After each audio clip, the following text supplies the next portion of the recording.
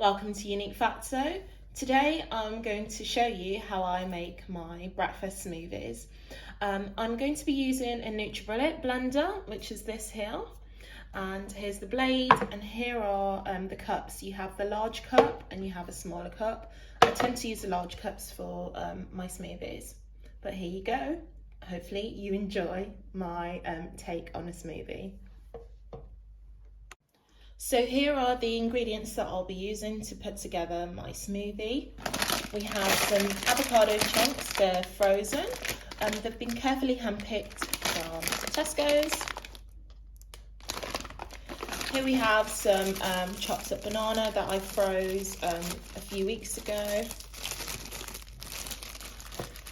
Here we have half a cucumber. I'm not sure if I'm going to use the whole half, but there's definitely going to be a lot of cucumber in this smoothie mix. And here we have some pineapple chunks.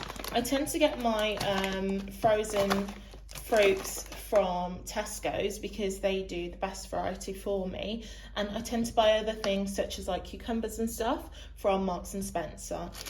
Each to their own. You could choose to buy a bunch of bananas and freeze your own, just as I've done here. It's entirely up to you, but these are the 4 ingredients that I'll be using in my smoothie today. Now I'm going to add the ingredients to my smoothie. My best advice for this part is to add the softest pieces first, such as the cucumber. So I've used about half a cucumber. I love cucumber, they're very refreshing. And then I'm going to add in the avocado chunk.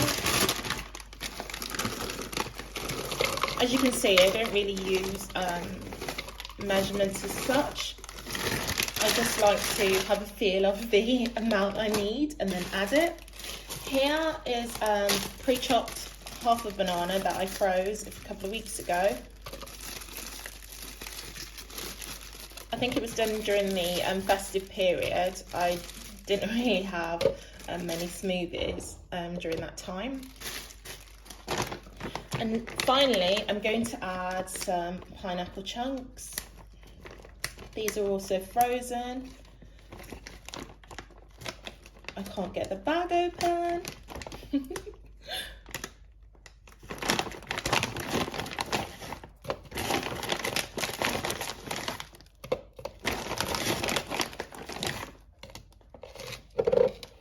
So I'm just going to wash my hands and I'll be back shortly. So now that we have all of the ingredients into the cup, so we have cucumber, banana, avocado chunks and frozen pineapple chunks, it's time to add in the liquid that will help to bring your smoothie to a more liquidy consistency. Now the reason I asked that, or rather suggested, that you place the softest items at the into the cup first is because once you add the liquid on top and then start to blend the smoothie, the chunkier items or the more trickier items that need blending will be blended first, and the softer items will get the last blend, which is absolutely fine, and it's a better way to do it in my opinion. Now add in the liquid. Some people will advise that it's best to, or rather many recipes state it's great to add apple juice. Apologies, I'm quite anxious. This is the first time I've done a video of this nature. So a lot of recipes would advise to add apple juice, which I tend to go for the freshly pressed apple juice, again from Tesco, but you can get freshly pressed apple juice from anywhere, you know, your local supermarket or your local food store. I like freshly pressed apple juice because it just has a more natural flavour rather than the refined brown juice that you tend to find in many of the stores. I digress. Apologies. Or you can add water. It's entirely up to you. Today I'm going to be using a mixture of the two, so I'm going to add some water into my mixture.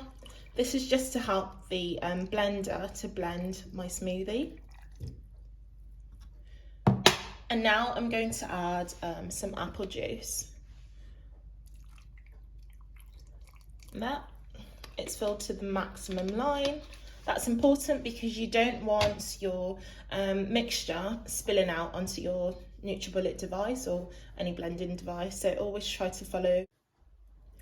Now this is what my smoothie looks like prior to me blending it. So once again, just to recap, it has about half a cucumber in there sliced, about a handful of frozen avocado chunks, half a frozen banana, and a couple of chunks of pineapple, just as you can see at the top. I've opted for a mixture of water and apple juice, freshly pressed apple juice. I've kept the apple juice out because sometimes you need to add a little bit more juice or water just to help it to blend. So here you go. So now I'm just going to attach the blade.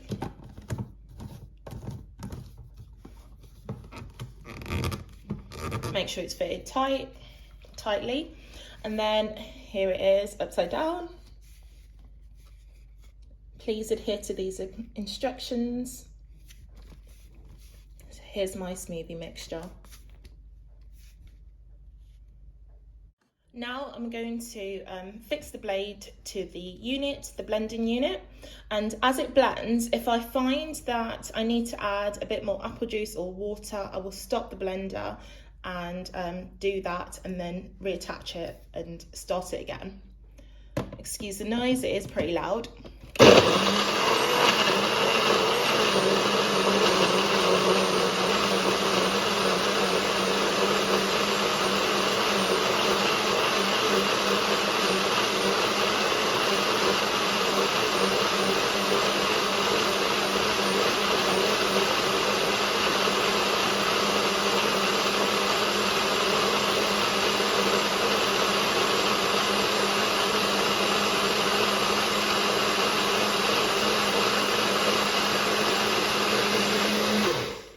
So as you can see, the consistency, if we turn the cup, it is nice and smooth.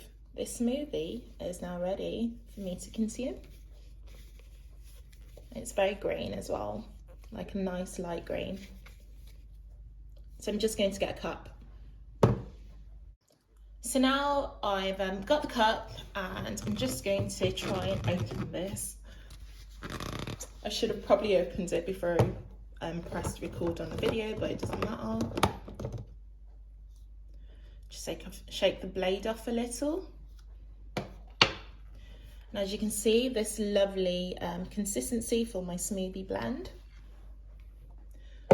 Cup ready, and now here is the final moment.